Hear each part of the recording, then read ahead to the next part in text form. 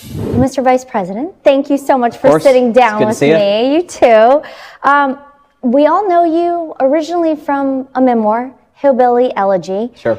And in that memoir, in the introduction, you wrote, "I'm 31 years old and I have accomplished nothing great in my life. I'm not a senator, governor, or former cabinet secretary." So, what would Vice President J.D. Vance say to that 31-year-old J.D. Vance, having done all the things you now have today? I don't know. I guess I'd say, man, it's been a hell of a ride the last 10 years because I just turned 41. So it's been almost exactly 10 years since the book came out. And the book was such a great blessing to me because it introduced me to all these people. And really, I think without the book, I probably wouldn't be sitting here today. But, I guess what I wish I could go back and tell my 31-year-old self is, just enjoy the ride, because it really has been an incredible journey these last 10 years. We've had 3 kids since that time.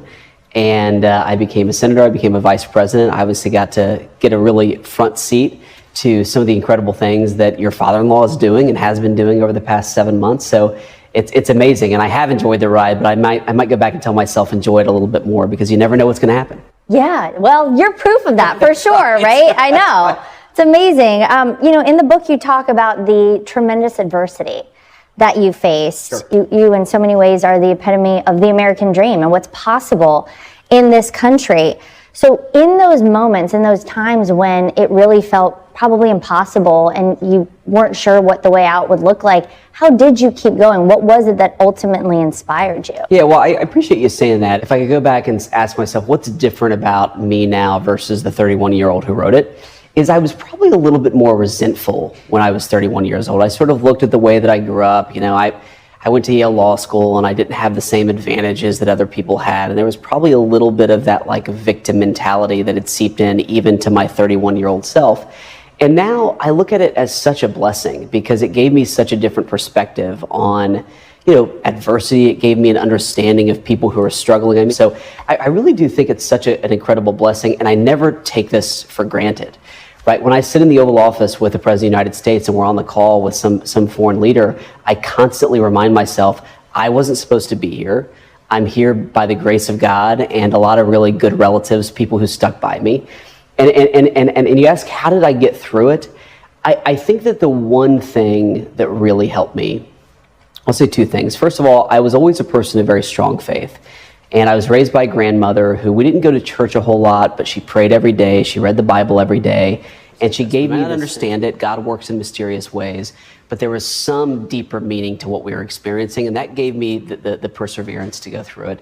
But it also just this feeling of gratitude. When I thought about my grandma, who should have been enjoying her golden years, retiring, taking things easy, but she was taking care of me. She was dealing with the various addictions and problems that were going on with her kids.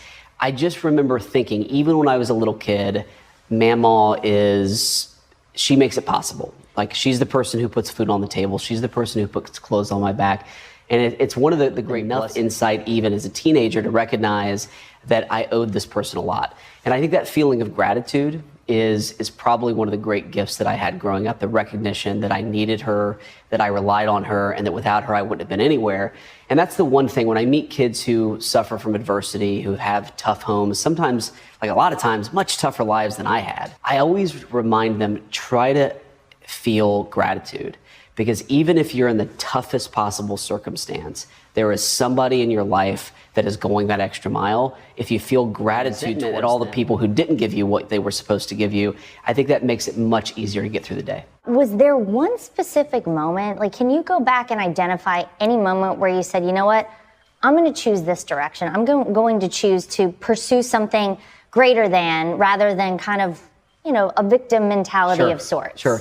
It definitely built slowly over time, but it was definitely in high school where, my grandmother would talk a lot. She was very sick. And there was this recognition that if Mama was the person who kind of held the family together, when she was gone, that was going to have to be somebody. Somebody was going to have to step up. Somebody was going to have to be the person who took care of people. And I kind of wanted that person to be me. I wanted to be the person in my family that other people could rely on, that other people could pick up the phone and say, hey, I need your help. Can you help me? And that was a very powerful motivator, just this recognition that I was transitioning from being a person that relied on Mamaw to being the kind of person who other people could rely on. And wanting to be that kind of guy was a very powerful motivating force. Every great man is a great woman. Of course. And I think that would apply very much to our second lady, to your wife, Usha. Absolutely. So many people look up to her. I think she's really incredible. So tell us about her as a wife, as a mom, as our second lady of the United States, and how all of this has been for her. Yeah, so it's funny. I think she's hitting her stride a little bit because she's finding some projects that she's getting involved in. She's been very involved at the Kennedy Center. She really cares about child literacy. And so she just sort of came off the summer reading push that she's been doing for kids all across America. So she's really starting to enjoy it. But it's interesting. Usha is like she really is kind of the anchor in our family.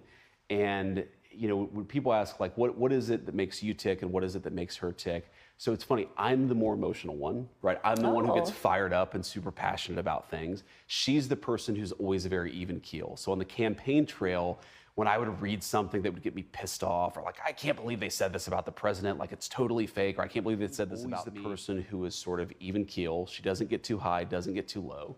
She really doesn't like politics. I mean, as much as I think she shined, and a lot of people do look up to her, she never wanted this. She loves the policy side of it. She loves the job that I'm doing, but she really could do without the campaigning and without the media interviews and the fake stories and all that stuff, right? So that's one thing that's very true about her. But the attitude that she's had coming into it, and obviously I appreciate it as the father of our kids, is this is really weird for the kids. This is really weird for the whole family unit. We're now surrounded by Secret Service. We live in the vice president's residence, which is amazing, by the way. And her main job, more than anything else, is just to make the kids have as normal life. She makes us do normal family stuff as much as possible. So, we were in California a couple of months ago for a fundraiser for the RNC, and she was like, well, we're going to be right next to Disneyland. Let's take the kids to Disneyland. Or, there's a coffee shop, there's a bakery in our home in Cincinnati that we really love. And she's always like, no, don't send somebody out to get it. Let's go as a family so the kids get to experience our family that we really loved before politics, and they should continue to enjoy it afterwards. And that's how we make this, tolerable for the kids.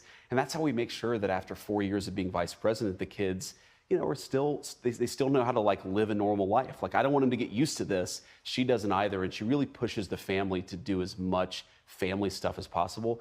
And I really appreciate that. Believe me, I can relate to that too. Of course you can, yeah. Yeah, we try to do the same thing, but I think it's been very refreshing, very charming, honestly, for so many people to get a little bit of insight into your family and to see you out there with your kids all the time. I appreciate that. And, people think that it's more intentional sometimes than it is. So the first big international trip that I did, the president asked me to go and speak at this AI conference in Paris and then the Munich Security Conference.